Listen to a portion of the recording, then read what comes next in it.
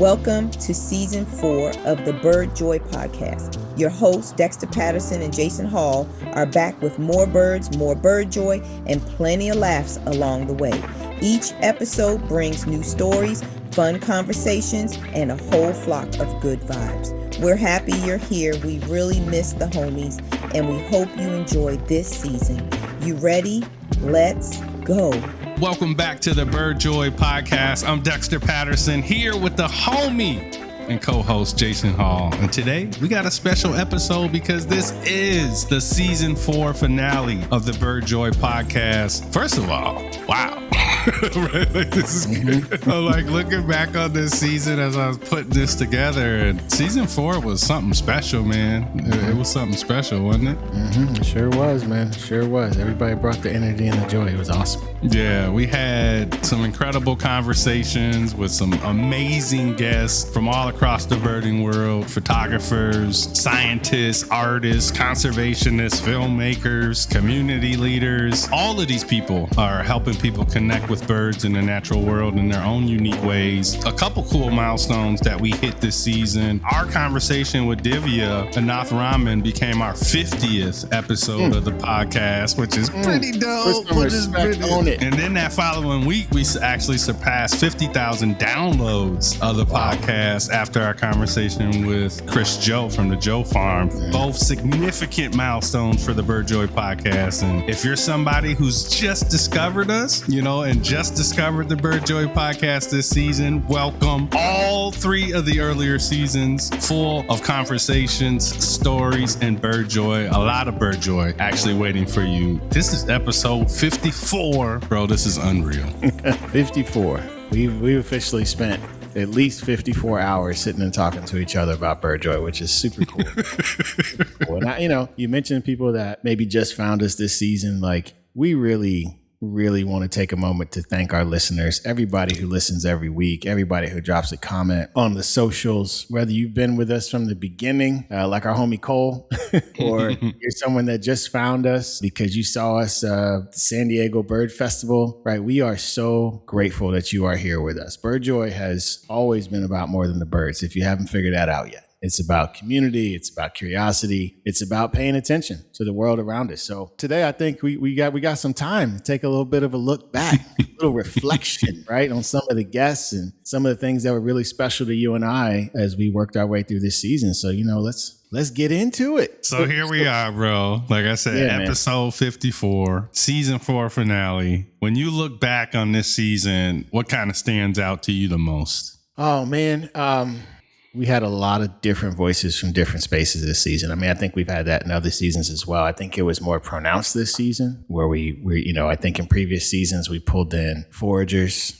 But this season we had some folks that were into snakes. We had a taxidermist. Like, that's wild. And everybody was surrounding the same joy, like whether it was birds or other part of the wildlife. And I think every single one of our guests brought a level of quality to the conversation. Right. And so they just really express themselves in ways that you and I hope, right? We tell them before we start recording, like, this is just meant to be a conversation, just hanging out in the living room, hanging out at a restaurant. It's not supposed to be wild. And I think it's really special for you and I to see when they relax and they just let the joy flow. And I think, I think part of that is what really caused a lot of growth in our podcast this season as well, is people were seeing themselves, seeing their communities, seeing their spaces represented in the conversations we had. So community grew a little bit, which was great. Yeah, that was every week. It's always kind of cool. And we were chatting a little bit before we started recording about how somebody was telling us out at San Diego Bird Festival that they found our podcast because they were researching Christian Cooper, which is kind of cool. You know, when you're thinking about growth, like, people are finding us in some super unique ways. And it was super humbling. Like, there were literally people that just drove to that festival because they listened to our podcast. Yeah. I was just like, I didn't even know how to answer the questions, or like, I was just like, this is kind of cool. This is very humbling. Yeah. Big thanks to everybody out there for the support, because it's definitely seeing this every week by week, seeing that growth, seeing the conversations online, and super proud. Like I was looking at all the different conversations. We talked about the variety and diversity of voices that we brought. But I like today, as I was putting this together and getting prepared for our conversation today, I was just like super proud. Like I was just like, of course. This is kind of cool, man. Like, I can't believe we talked to all these amazing people. And it was one of those times where sometimes you're in the mix of, we've been doing so much where you don't leave enough time to slow down and just like appreciate what is happening and really appreciate what we've been able to do this season. Yeah. It's been pretty cool, man. I don't know that they all understand like how much work goes into it. I know you're producing every episode, right? And because you're producing, you're in there, you're editing, you're moving stuff back and forth, but you get kind of an inside look on what the perspectives are on a really, really detailed front. So like, what are you most proud of in that sense? I really do enjoy that time where I get to sit there and edit and listen to the conversation back. And it's funny, you've mentioned this a couple times about listening like you're not a part of the show. So like when I'm editing, I'm like editing like I'm not a part of the show. Like what if I was producing this show for these folks that are talking to these amazing people? And I really try to focus on that, and that helps provide like some consistency for the show. And then really kind of keeping with like adding in bird sounds and calls. I think that's kind of fun because when people hear us talk about a certain bird, they get some sounds, obviously they make so many, but they get some sounds. And then I always feel grateful. Like as I'm listening to it, I'll send you text messages too. I'll be like, man, this one's so good. And I felt like every week was like that. And I'm just like, sometimes you're sitting with these stories and you're like, wow, like they trusted us. There's a lot of vulnerability in some of our episodes. And just the fact that they trusted us with so many of their stories is super humbling and, really lends itself to that community that we're continuing to grow with the podcast. So yeah, just super proud, man. Every week I look forward to being able to text you about like how excited I am about that week's episode. And then when I drop that sucker in the Dropbox, you get to listen to it as well. I'm right on it. If everybody didn't know, I get a sneak peek on like Wednesday or Thursday, right? Where it drops into the Dropbox. And like, I feel like I'm like, when I was a kid, my mom worked for Disney. So I could go to Disney Studios and see movies like 3 weeks before they came out. It would be like, go to work with your parent day. That's what it feels like. I get to listen to it first. And I listen to it usually then. And then once it drops on the public platform, I listen to it again. And then you're right. I don't get to see the editing. So from the point that we record to when it gets dropped in, sometimes it's a few weeks. So my brain I'm not keeping track of that. So it's like a fresh new thing for me. Like I really get to experience it as like a fan. So yeah, man, it's just such a fun thing. And like, I think it validates too when like I'm listening as a fan and I'm cracking up laughing, or I'm getting a little teary eyed, or I'm like feeling something where it's different than when I'm in the interview trying to conduct the interview. So yeah, man, kudos to you on the editing and everything, man. I do want to talk about all the amazing guests we've been able to get, but I kind of want to stay here with this kind of like behind the curtain vibe that we got going. A lot of folks don't know, like it's literally just me and you. We kind of divvy up the work and we do a lot of different things. We split up the work so we can make sure that every week we're able to have something. And big part of that is making sure that we got guests. So talk a little bit, you handle that. So talk a little bit about booking guests. And I mean, you do that. You also manage the social media and you're chatting with people and writing show notes and doing cover art. So there's a lot of different things that you do that people don't know, but talk a little bit about that week to week process. Listen, I'm just out here trying to keep up with you, homie. Like I am just always so impressed, Dexter, by your vision for these things. And so it's an honor for me to be able to jump in and help and process and contribute, because I do not teach this kind of thing at a professorial level at a university like my dear friend, Mr. Patterson does. Booking guests for me is like, just using my communication skills to slide in DMs, right? Organizing it. I've learned a few things over the last couple seasons on how to do this, right? It's something that I feel like I'm pretty good at, right? At least starting conversations with people and maintaining those relationships and trying to. And I hope all of our guests feel like, that was done the correct way, in terms of how they were approached and all that good stuff. And then from a social media standpoint, as those videos go up, it's just great for me to see pings on my phone all day, who's commenting, what their thoughts are. And the clips are so different, so it's so fun. We can go from something very serious to something very silly, and our audience seems to react to that. So, as far as the show notes and the cover art go, it's really trying to make sure we put the right links in, make sure the cover art, the names are spelled correctly. We got a decent photo of the person. Recently this season, I started messaging people and be like, hey, what music do you want to drop with your episode art?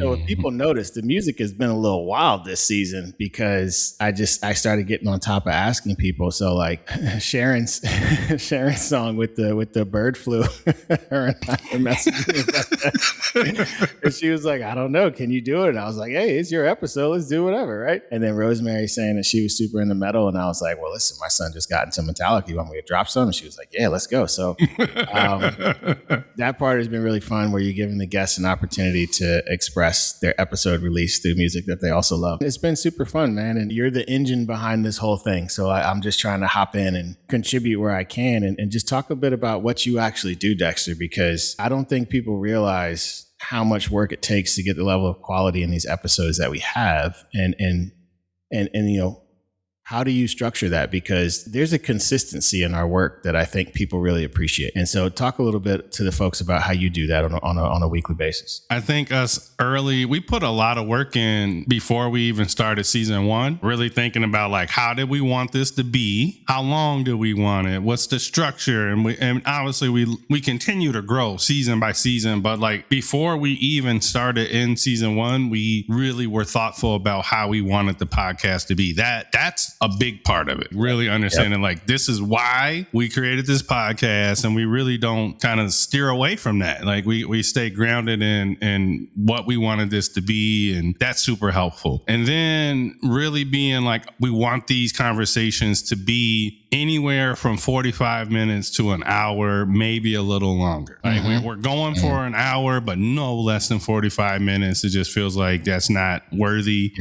of the guests that we are talking to. True. But staying in that same time range of that hour also helps, because if we're talking to somebody for an hour, it's probably about a 2-hour edit for that episode. So we're looking at a couple hours there to edit that hour. And then you're thinking about, all right, now I got to find some bird calls and some sounds and different things. That might be another hour. And then we're thinking about, before we even do that, we're preparing the interview and really wanting like, all right, what's the story here? I'm always asking myself, no matter what, like I tell people all the time, like with radio, with podcasting, anything audio, like anytime you're storytelling, you got to ask yourself, where's the story? So then I'm like, all right, if we talk to these people, where is the story? And trying to find unique angles to talk to people is really important for both of us. And then saying, all right, I see the story. Now, where's the joy?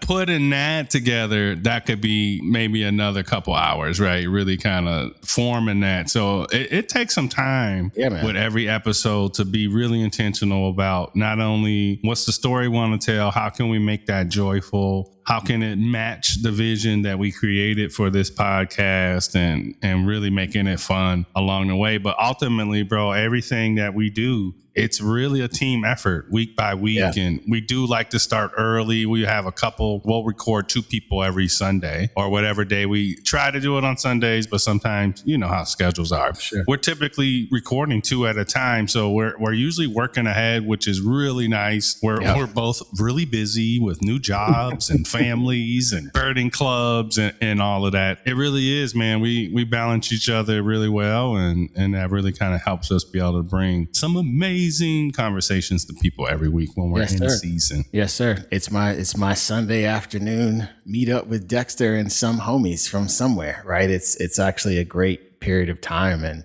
I never get tired of the period that we're recording. Like I've yet to do a recording with just you or with any guest and walk away not feeling like my cup is full. So like, as much as we're trying to create content for the people. I mean, there's some weeks where like we text each other for the next 2 hours after the recording, being like, that was so awesome. Like, did you see this? And like, and then, you know, sometimes we want to run out of the house and go birding or go for a hike or do something afterwards, like, because we're just inspired by all these folks. And so I think the fact that you prepare things so well, homie, makes it very easy to just step into the podcast and only worry about paying attention to our guests, getting really deep with them on what's happening. So kudos to that. And I think that's part of the reason why we've been successful. And one of those big success points this season has been our 50th episode. So I'm like dawdling around the San Diego Bird Festival, just minding my own business, hanging out. And you come up and you're like, yo, we just hit our 50th episode.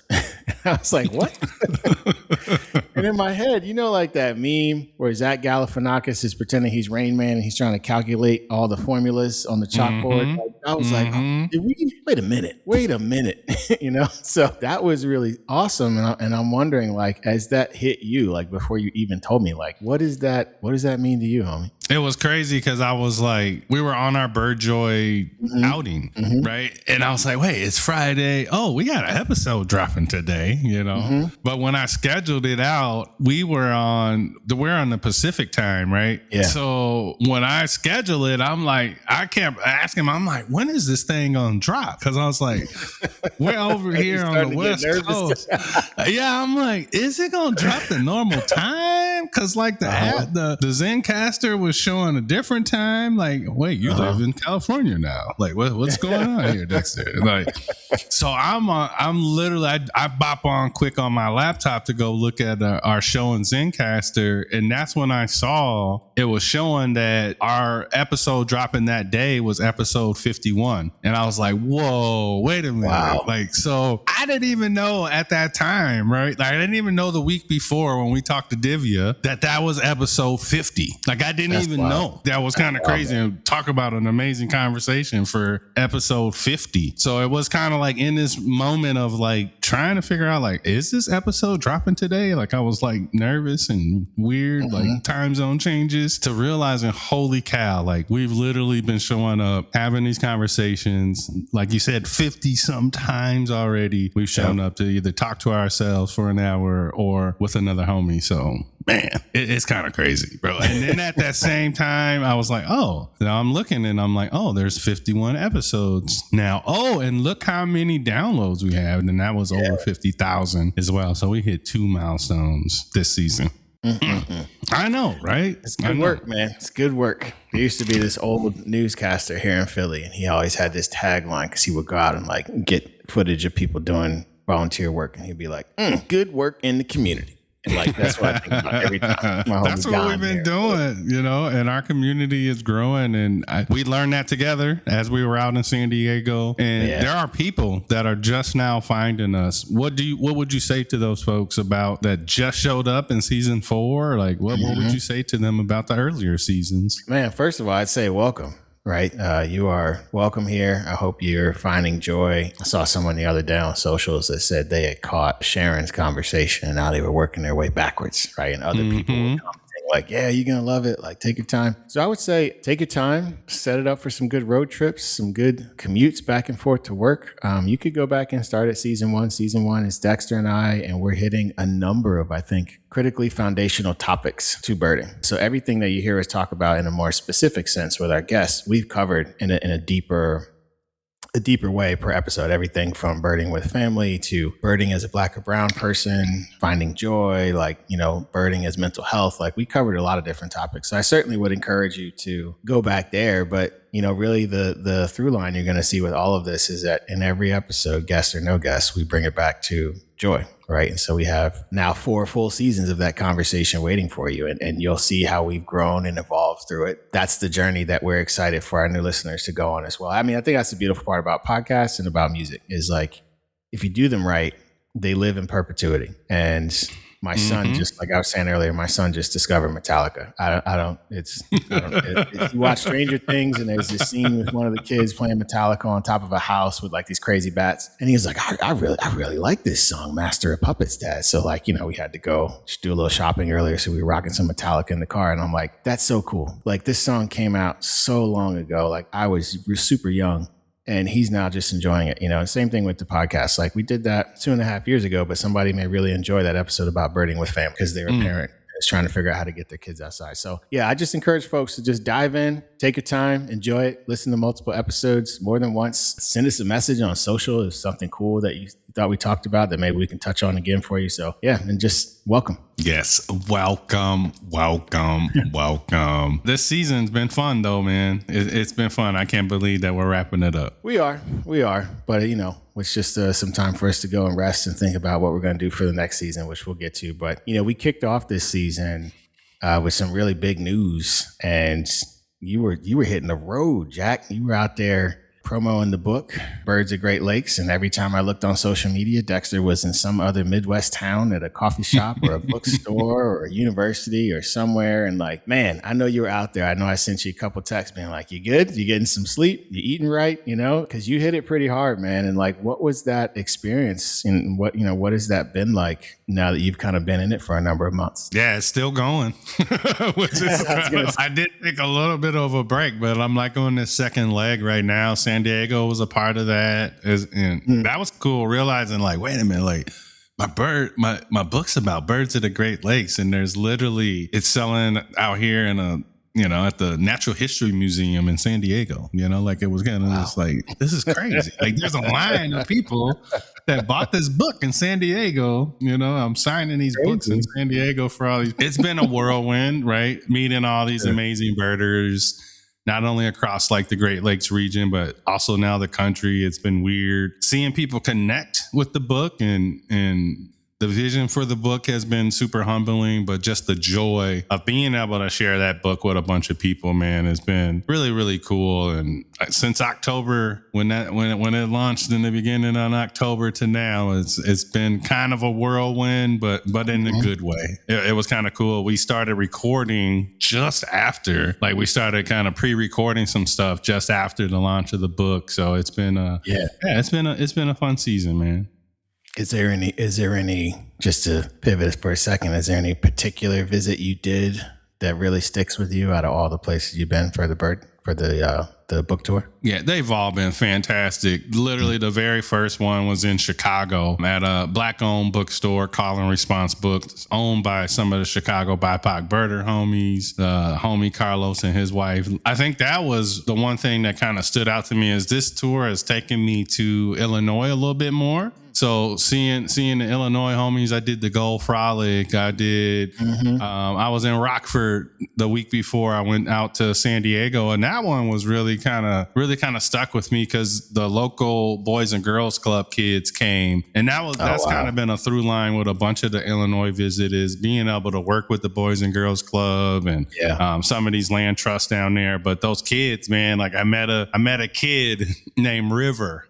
And she came, and her dad make sure that she gets outside. She had the book, and she had stories about the book, and got to see some of these kids. They had some stations set up before my event talk for the kids, where they were actually like able to do like some common loon art, which was really cool. They had like this contraption was like a wheel and like these strings, and the kids would pull it out and it would sound like a loon. So they were like going loon calls and like painting loons and stuff. And then they had it's the Natural Land Institute out of Illinois, and they do something called Pelican Fest every year. So they have a mascot that is American white pelican, and the pelicans running around, and they had a little station set up for the kids where they got to learn how different birds feed. So like they got to see an American pelican feeding, a hummingbird, how a hummingbird would feed, how an American robin would feed, and all the different types of food they eat, and how they have different bills for how they eat. It was fantastic. And then they had little tools that kind of represented the way that they all eat and different things. This was one moment that got me. As a little kid was learning about the American white pelican, she opened up the book to pelican in my book. She opened up to the pelican page, and she was like learning about the pelican, and she's like going through the page, and I was able to like literally get this kind of over the shoulder picture. Yeah. Of this kid using my book as it was kind of mind blowing, bro. Like that one really kind of stuck with me. That's incredible, man. That's not a moment I think you'll ever forget. And it really is a testament to tell folks like, do it. Go out there and do the thing. Dexter had an idea for a book and he did it. And now there's people out there that are validating that. And especially the kids, man. Like it's never gets old watching children discover things, especially through something that you put so much work into. That's super awesome, man. Yeah, it's so cool. So shout out to everybody that's been supporting it. When you talk about do the thing, this season, we got to talk to a lot of people that are doing some things. True. This season was packed with a bunch of incredible guests. Let's just take a little bit of time, kind of reflect on all of those different conversations, starting with Angela Ledyard. Yeah, Angela was just a ball of just energy and like joy is the word I want to use, but I feel like it's something that's got more flames than joy. Like just she made me want to go stand in the anthill, and if you don't know what that means, go listen to episode 2.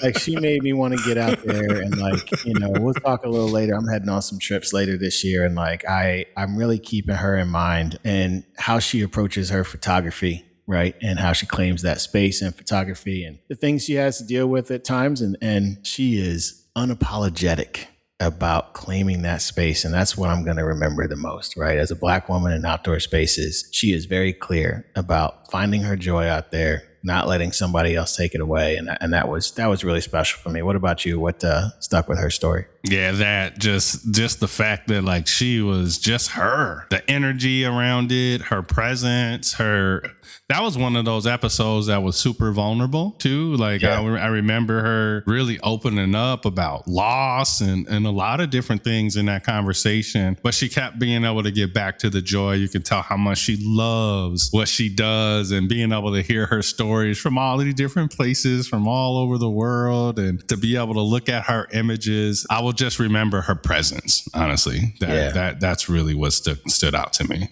Yeah, she was super awesome. And episode 2, folks, check it out. Angela Ledyard. And I'm pretty sure since we recorded that episode, she's down taking pictures of birds and some other she's probably somewhere. Yeah, she's somewhere across the globe, somewhere doing something cool. And then after that, we got to talk to another Canadian homie. I love that. We're talking to more people in Canada, which is kind of here dope. Trying to politically put things back together, you and me. Okay. Yeah, this is bro. I was just wow. Next up was Jody Allair, and talk about joy. He was just a joy to talk to. What did you enjoy about that conversation? Yeah, I'd heard Jody's voice before on a number of podcasts. I've never met him, but I was so surprised to hear how long he had been a birder. And you would have thought he started birding yesterday. The way the energy was coming out of his voice about being a birder and talking about that American Kestrel, right? And it literally sounded like it happened yesterday because the way he described it and the amount of the way it just changed his life, right? And so I think that's really evident in the episode, right? He still brings a whole lot of joy on a daily basis. And if I worked with him, you wouldn't be able to tell me nothing. I'd be getting ready to run through a wall to save some birds for that dude because he lives it. I think that's really cool. And he is part of the Warblers podcast and, up there in Canada, and they cover a number of cool topics. I certainly encourage folks to go add that to your rotation as well. He really got us excited, I think, for the next time that we're going to see migration and what that looks like at some of the places he was able to spend during his formative years up there in these kind of migration funnels. So yeah, man, it was super awesome. What about you? What stood out to you about Jody? That his storytelling, that and the fact that he's been doing this work 20 plus years. And like you said, it felt like you wouldn't know that, you would talk to him he's brand new. Every bird's a lifer phase. No, this dude, that's what I left with. After that conversation, I was like, he really loves birds. He really loves conservation. He loves the work that he does. He loves his community. He had me fired up. He was one of the good ones, man. He's one of the good ones out there. Yeah, man, he was super awesome. And after Jody, we bought back down to Chicago for the homie Tarik and his Cook County big year, which I think had both of our heads exploding during that conversation. What stood out to you the most about that? Tarik was brand new, only been birding for 3 years. And year 2 2 or year 1 of birding, he's doing like a big year 2. And then he did another one. So like literally 2 out of the 3 years he's been birding were big years for him. Wow. I think that was what was kind of cool, right? Was just like, not only did the homie say, all right, I'm here, but like, I'm here. We gonna do it. We gonna go real big. And I love the connection of him being in Chicago in this beautiful big urban setting, and his relationship with Lake Michigan and his people. You could tell that his close homies really kind of mattered to him.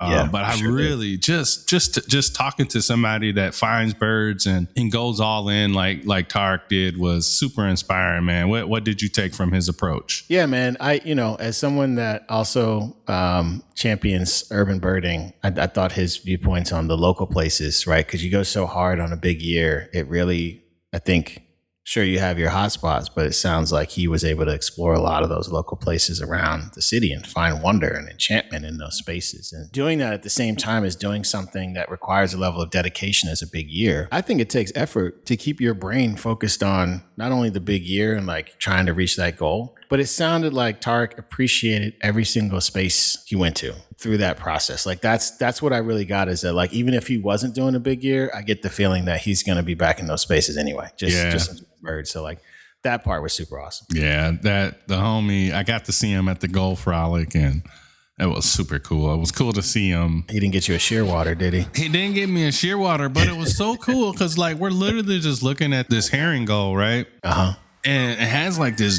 dark, it's like black around its eye, and it looked very unique, right, for a herring gull. And I'm sitting there and I'm talking to Tarik, and he was like, that's why I love gulls. He's like, that bird, you see that bird? He's like, it's a herring gull, but look how different it looks than most herring gulls that you usually see. Bro, it made no sense. That was one of my favorite moments, right? Like from the Gold Frolic, was sitting there. I'm gonna have to, actually, I'll share the picture of the bird, because like it kind of blows your mind a little bit. You're like, wait, what am I looking at? Oh, it is a herring gull, but wait, homie, like, what is you doing here? Yo? This is kind of dope. Yeah, I was just sitting there, and there they are, me and Tarik just nerding out over a herring gull at the Gold Frolic. So it was fantastic, bro. I found myself asking myself this a lot throughout this season, is just not only the diversity, but the different types of people that you brought this season with the expertise. And Liz Lopez, she really kind of rises to the top because Liz loves snakes, man. And, she brought this field biology vibe into the conversation. Yeah. What stood out to you from that episode? Why'd you want to bring Liz onto the show?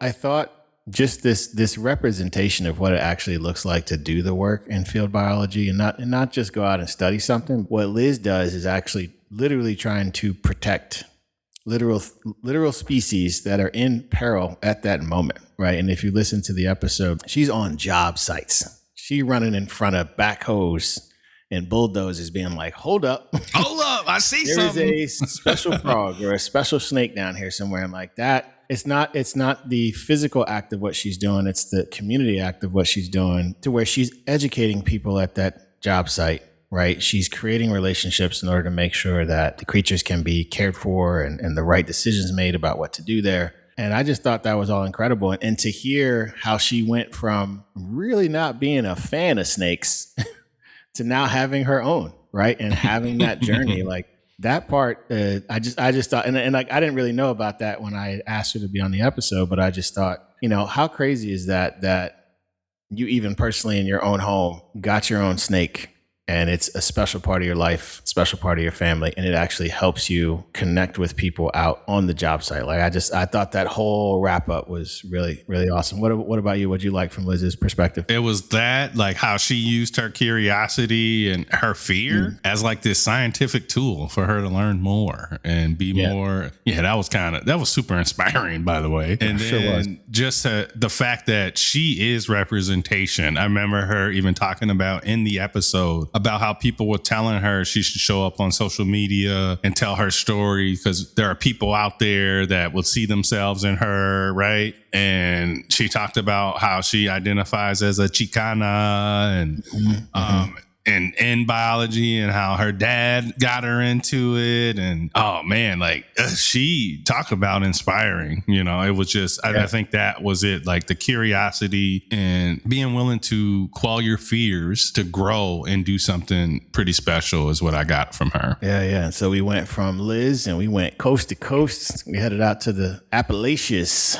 with our homie Casey Girard. And, Casey talked about all kinds of fun things. What resonated with you there? I think what I loved most about their conversation was not only are they neurodivergent, but they actually created the artwork for our show, which I think is kind of cool. It's super dope. And then like literally their art too connected, so many of us. I remember telling them like your art, like I learned about new black birders. I learned about new people that I didn't know existed through their art. And I just thought that was really, really beautiful. And to have them to be able to come on, I remember them being really nervous and thinking they were so nervous. I'm not great. I'm not great with my words. I'm better with my art and all of this. And then I remember getting done with that conversation and just being super proud of them, but also grateful that they literally embraced that fear, similar to what Liz did. This was their own version of that, doing something. Words aren't great for me, but here you are showing up on a podcast, using your words to tell a super important story. So that really stood out to me about them. What about you? Yeah. Casey was awesome. I've been following Casey for a number of years, right? Even as they, put together the artwork for you and I during various Black Birders Week celebrations. But the part that I really wanted to make sure that we got on the podcast was how they storytell through illustration, right? And I told the story about how they turn around this leaf on their Instagram and it's a bird of some random space painted on that leaf. It just puts you in a moment. And I think to take that a step further, it's not surprising then that they also spend time supporting the local community down there in Asheville, some of the destruction that has happened down there due to the flooding.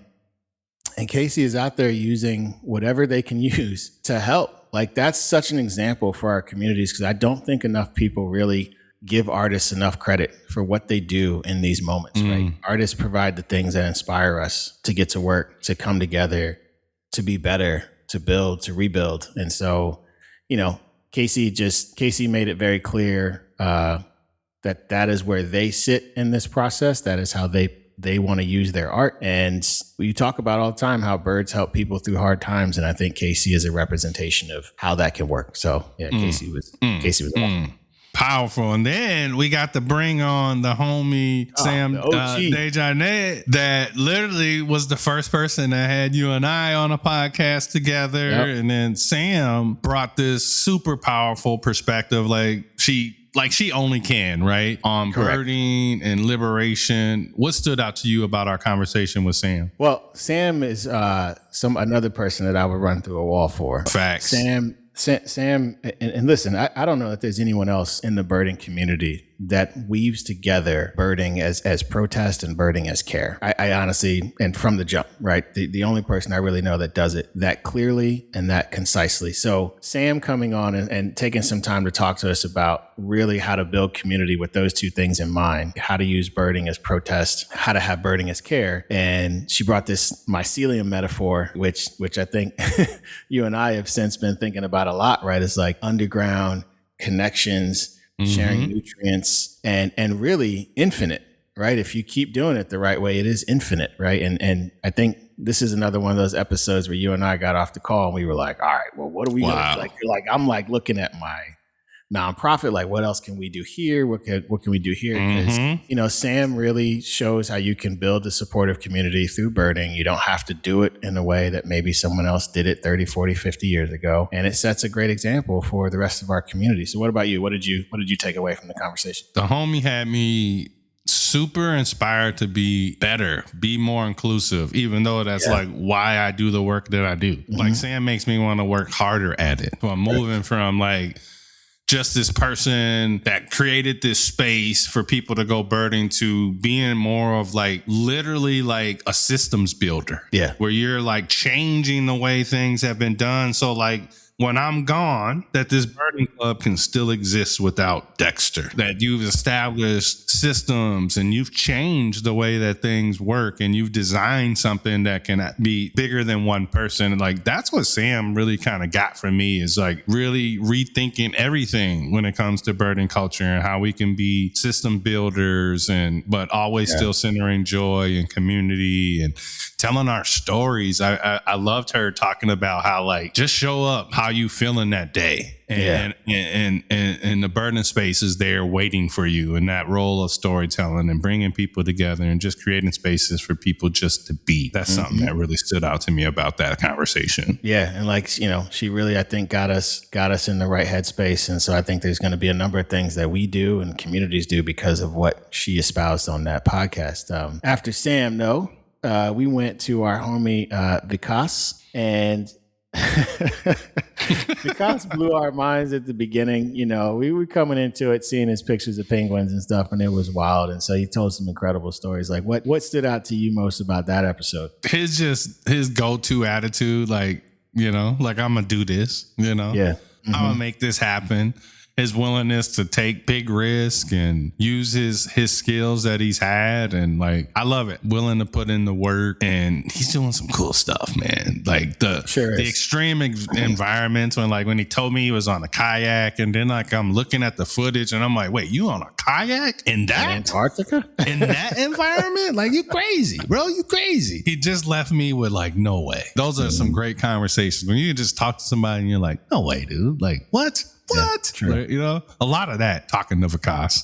what stood out to you about Vikas, like his whole creative process?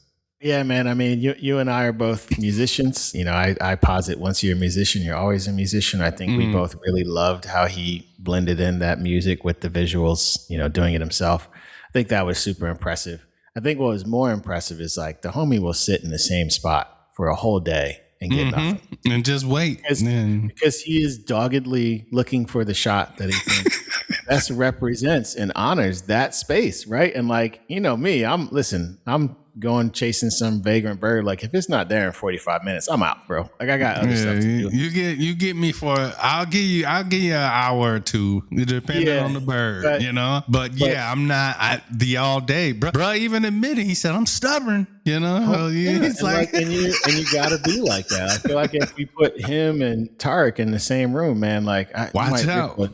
Might rip a hole in the space-time continuum, like, you know, between those two, right? But, you know, really with Vikas really is like, you know, he creates this art, and that's really what I would call it, that really honors these spaces. And so if you go to that episode and you listen, right, there's some links in there as well that can take you to his work. And it's just, you're going to feel that. You're going to, like, literally that phrase, it honors the wild places that he's in. So I really look forward to what he does next. Yeah, bro. And then we just, like, the joy train just kept on going. Like, choo, choo. Back up to Canada. You know, we're back up in Canada with the homie Trentön Schulz-Franco, and really had a beautiful conversation about belonging in outdoor spaces. And it was really cool to talk to him because at the similar times, we're all kind of within a few like months of each other, like behind the scenes, building birding clubs, man. Like, this was kind of really cool, but he brought a different perspective that I thought I learned so much from him. I think that's what really kind of stood out to me. But what resonated with you about our conversation with Trentön? Yeah, you know, similar to Sam, right? I was like fired up. I was like, what more can I be doing for the community that I serve here around Philly? And really, you know, how he framed the difference between access and belonging, right? It's something I had heard before, but not in the way that he explained. And so really getting deep into how his community leads through these things. And it's not like some unspoken of board of directors somewhere far away, you know, for some nonprofit or some NGO. Like, it's the people in that community that lead the club. And the way he builds the spaces, right? They are very intentional. I feel like we could have given him any topic and he would have been like, yeah, well, I did this, you know, to do that. I thought the part that I'm going to remember the most, to be honest, is when he was talking about words that are potentially being lost from the business language as it comes to the outdoors, and saying that word is sleeping, right? It's that sleeping. We'll find it. We'll find it one of these days. Right? Like I think about that often, about how many words around me are sleeping in this environment that indigenous folks, had echoing through these forests and fields for millennia before European settlers got here, right? And it's like, so I think about that as I listen to the wind. I think about what Trentön said. And so that's another one that I think is going to sit with me this entire kind of off season about how I'm approaching what I do in my community. What about you? What stood out the most to you? I think what I really respected a lot about Trentön is you can tell that he takes the work he does serious. Sure. Right? Like the responsibility of it. He understands that what he's doing matters. What had been done before him matters. We got that with the land acknowledgement conversations that we had with him. Yeah. But like he really, and he had this emphasis on protecting the soul of the community that I really just like, yes, give me all that. Like more of that. Like that dude, my new thing is the Zoomies after talking to people. Like, I'm running around with the Bird Joy Zoomies after talking to that homie for real. Sure. I think we both were. And, we only had about a few minutes before we hopped on with our next guest, which was Divya. Mouth Ramen. And that was our 50th episode. And her work is taking these special creatures that we love and blending science and art and fashion. And you go to her socials or her website and it's just like, yo, this person, it gets it, right? And so like what stood out to you the most about what Divya does? I mean, her creative courage really kind of stood out to me. She talked about being, part of the queer community. She talked about being goth growing up. She talked about being one of the only women in taxidermy in her industry. She talked about all of these different things. And I just remember just really being inspired by her courage and the enchantment of the work that she does and the stories that she tells and the fact that she got to like literally work on a passenger pigeon, dude, like I was like, how are we talking to this person? Like, how is this happening right now? What about you? What did that conversation do to you? I really like the making science accessible through art was really cool to me. Or just even making art accessible through the taxidermy was also cool. Like the story she tells about the pigeon and the person having an up close view pigeon and it changes their whole perspective, right? Like, that is really powerful because the person is not going to see pigeons the same way from that point forward because Divya was able to present it in a way that added some intimacy and some appreciation and some diversity of thought, really. And so, aside from that, her curiosity about natural history, I think expresses itself in a way that makes it very accessible to a lot of other folks. You're not going to go to her page and find some dusty old diorama of some bird that has not been taken care of. You're going to find something that is not only preserved scientifically, but preserved in a way that, which I think I made very clear on the episode, causes some emotion. It makes you feel a certain way, which is not something that I think of when I think of scientific collections, but Divya is able to do it. So that's going to be one of my favorite episodes for a long time. Yeah, I'll always remember that's not a pigeon, right? Like, no way that's a pigeon. Pigeons aren't that pretty. No, not today. And then the week after, bro, we not only did we hit 50 episodes, but we go over 50,000 downloads. Wow. And that was with being able to talk to the homie Chris Joe from the Joe Farm. Man, talk about legacy. Talk about just an incredible human being. What stood out to you about his story? Honestly, man, I got off the phone with Joe.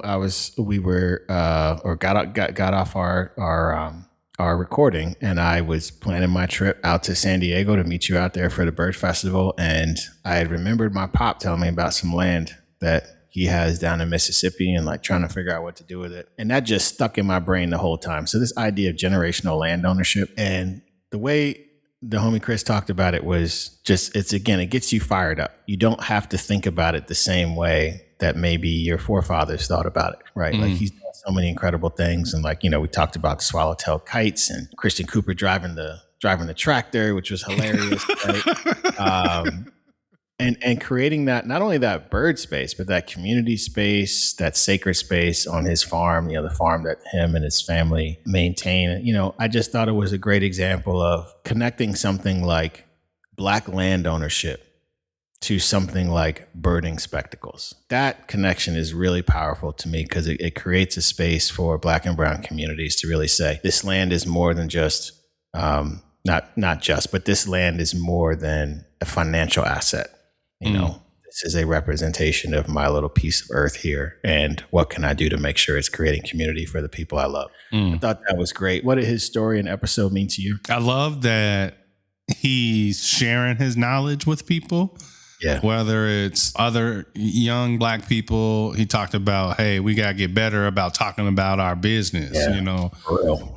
Like, I've shared the story about my family losing their land in Mississippi and seeing him using his land and sharing his land with the community. And I remember him talking about also how he's showing up in some of these conservation spaces as a Black man in these deep South areas, right? Like, I think his perspective, people don't realize, is different. They have to think differently in certain places that they go, and that he's showing up and he's representing himself because he knows so much, and his history and his generational legacy that he has really, he takes that seriously. And how can he continue that for the next generation and his nieces and his nephews? And I was really inspired by just everything that he's doing in regards to just making conservation and birding more welcoming, more accessible to folks. Was super inspiring. Yeah, man. Yeah, it's a place I want to visit. And it's funny as we're going through all these guests, like, not only are we reflecting on the episode, but it's really cool that they represent different parts of the country, like geographically,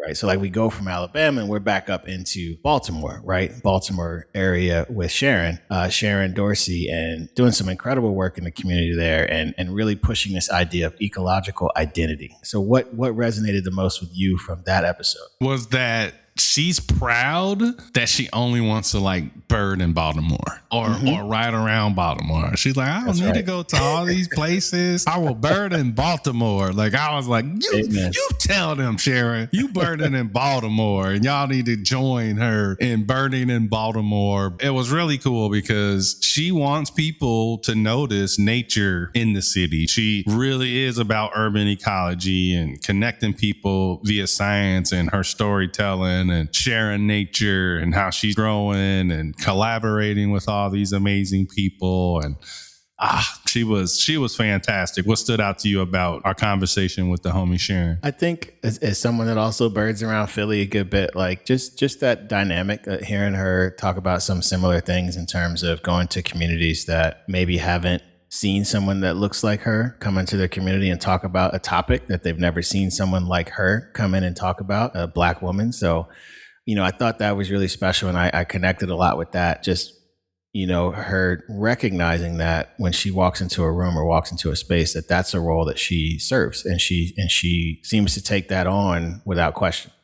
And then teaching people who are also in those communities, like how to actually observe, how to pay attention to what's happening in a harbor, what's happening in the parks or the river or the stream that's near your home. And this ecological identity thing keeps coming back to me too, right? How they see themselves in that space, right? Because we see ourselves as humans, in the context of so many other stupid things that humans do, right? Politics, capitalism, all these things that we think defines us. And very rarely do we get an opportunity to say, well, actually, where am I as part of the ecosystem? Like, what am I doing? Am I just consuming? Am I contributing? Where am I in the web of energy and things? And it's just such a better viewpoint. I think if more people took that approach, right, we would have maybe a more balanced society in terms of how we preserve spaces, especially in urban ecosystems. So yeah, man, that was super special. And that's somebody that's close enough for me to pop down and visit. So I'm looking forward to that. Make something happen with the homie. Yeah, that's love that. I love that about her. Really did.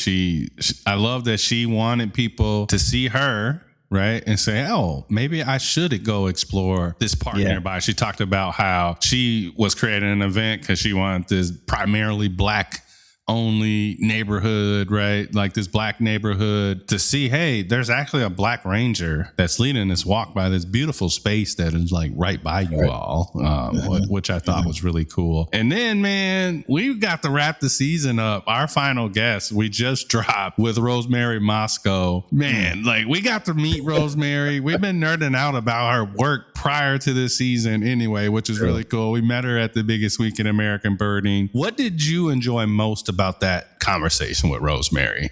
But when I listened to it, I enjoyed it. And someone else mentioned on the comments too, like, thanks for not editing out you guys laughing. And I appreciate that as well. Cause like I was crying again when I listened to it. Like even as much as I was crying, you know, like, and it really just, I hope people, as much as we talked about how to use kind of the comedic function to help people understand science communication, right? Like we talked about it, but it was literally happening at that moment, right? Unfolding like in front of it's literally like she's saying things about different bird species and other stuff, and we're talking about it. So like her humor, her graciousness, you know, coming into the conversation, and like she really helps you get to a space where you just don't need to take birding culture very seriously, and it's okay. And there's other people that still find just as much joy and love in nature with that approach. So what about you? What stuck out from that episode? Yeah, obviously really connected with her as a fellow science communicator, and really admire the way that she can use her humor and as that learning tool, that she really doesn't take herself super seriously, and like she'll create something. She's like, I don't know if anybody's gonna like this, but I like it. I'm nerding out and laughing about it, so I'm gonna put it out there. So yeah, just put it out there. That she's another one of those folks that just get over the fear. There will never be this perfect moment. Are you feeling it? Do it. Do it. You might make some impact. And man, so many laughs. Like I can't, I was like, you know what? Somebody that hates my laugh is going to like not like that episode. They're going to be like, oh, he's laughing way too many laughs from Dexter in this episode. So yeah, that's what I'll remember about that one, bro. There's like one part of the episode where I can hear myself wheezing because I'm trying to breathe.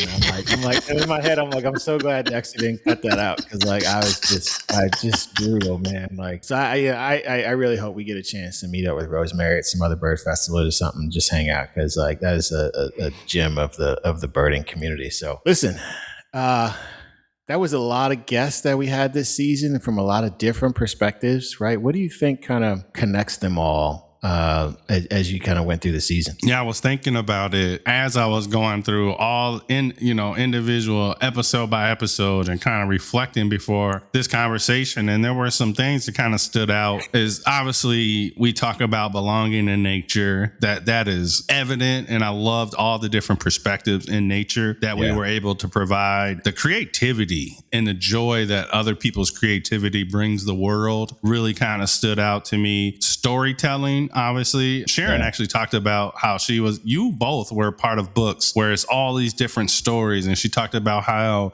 hearing all those different stories lets people know that your story could be next. And that's something that kind of stood out as just the power of storytelling and underrepresented groups and really just using our platform in a way that we can continue to tell these stories. And then community and how this community is growing, and that it exists. Like it's here for you. There's so much joy waiting for you in this community.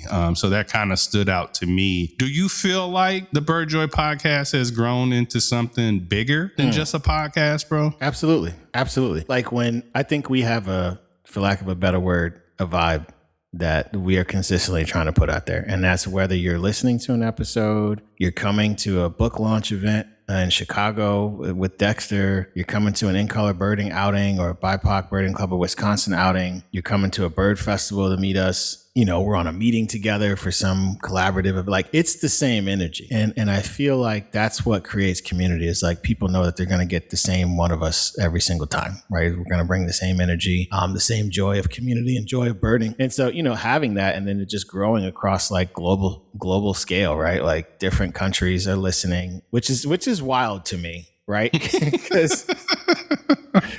Because you just think about how many different bird species there are, and then how many different communities there are that are different. And you and I are keenly aware of the communities in the United States that are underrepresented, but I'm sure there's other communities globally feeling the same way. And the fact that they can come and find the same energy from us like, yeah, it's okay. Let's go out and do it anyway. Right. Let's go out and find joy anyway in the community that we have. So let's go. Man, that's super dope to me, man. And I think that's the thing that even when we finish out a season, I'm just after like a week, I'm like, hey man, I'm like messaging you like that Dave Chappelle meme. I'm like scratching my neck. I'm like, hey man, when we gonna get to when we gonna start season 5, man? You know? So like that's what I feel like, man. So what do you think, man? Like speaking of season 5, like we got some open slots. I think we have some people that we're looking to talk to.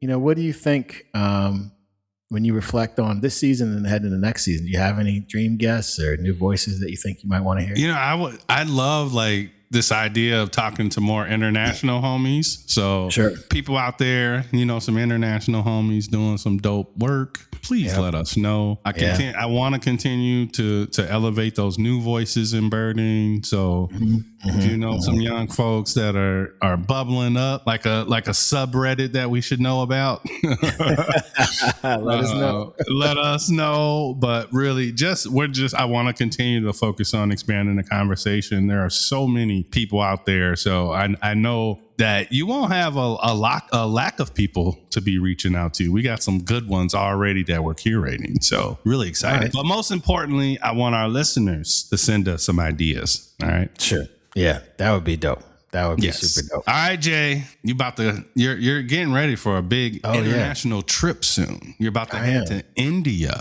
Yes, for the second time.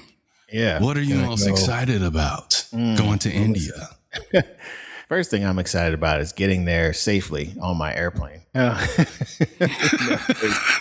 world is crazy today, and I can tell you it's a little wild and it's a little reflective, right? To be going to find some bird joy and honestly, the bird guides, Surya and Palab in particular, like creating some community with them, right? The last time I was there, we all talked about different things socially in our communities around nature and access to nature. And so it was really cool to have that conversation. So I'm excited to spend 18 days with those two dudes and a couple of other here in Philly. But yeah, you know, I'm excited for all kinds of birds. I still got to go find a pygmy cupwing because I didn't see it last year. And my homie Tanya, who was in Thailand, sent me a video she took of a pygmy cupwing like 2 weeks ago. So I'm super jealous. So I got to go get it together and see that, right? And you know, and just having some time just in the forest doing, you know, reflection on life and nature and, you know, spending time with cool people. So yeah, man. Dope. Yeah. Dope. Well, listen, homie, that's it. We had a full season 4. I mean, it feels like we just started, but it always goes too fast, I think. And I think both of you, when we spend this time together, wrap up seasons, we look back at all these conversations and we're really grateful. And, you know, every single guest, every single story, listener, community member, everybody just sharing their bird joy in whatever way they could makes you and I very grateful every week that we get to see how you're engaging on our socials or otherwise. And so to everybody in the world that's tuning in, thank you for being a part of this journey with us. We really do appreciate it. Well said, man. We hope that you have an incredible spring migration ahead, wherever you may be. We hope you get a bunch of lifers. Do not stop spending time outside. Make sure that you're taking those moments to appreciate the birds wherever you are. And we will see y'all in season 5 sometime this summer. All right. Yes, promise you that. Oh, and just to keep the same energy, here we go. Lightning round. Dexter, what's the one bird you want to see first time in the spring this year that's really going to let you? I'm getting in it. Kirtland's warbler. Oh, lovely, lovely. What's one place that you want to go bird around your home that you have not been yet? Ooh, I need to get up to Crux Meadows. It's like a small, they say it's like a smaller version of Horicon Marsh. Okay. All right, last one. If there's any bird festival that's looking for a guest, which is the one at the top of your list? Whatever one hits us up next. Let's go. All right, homies. Until then, folks, keep chasing that bird joy and never forget that bird joy is for everyone. Peace.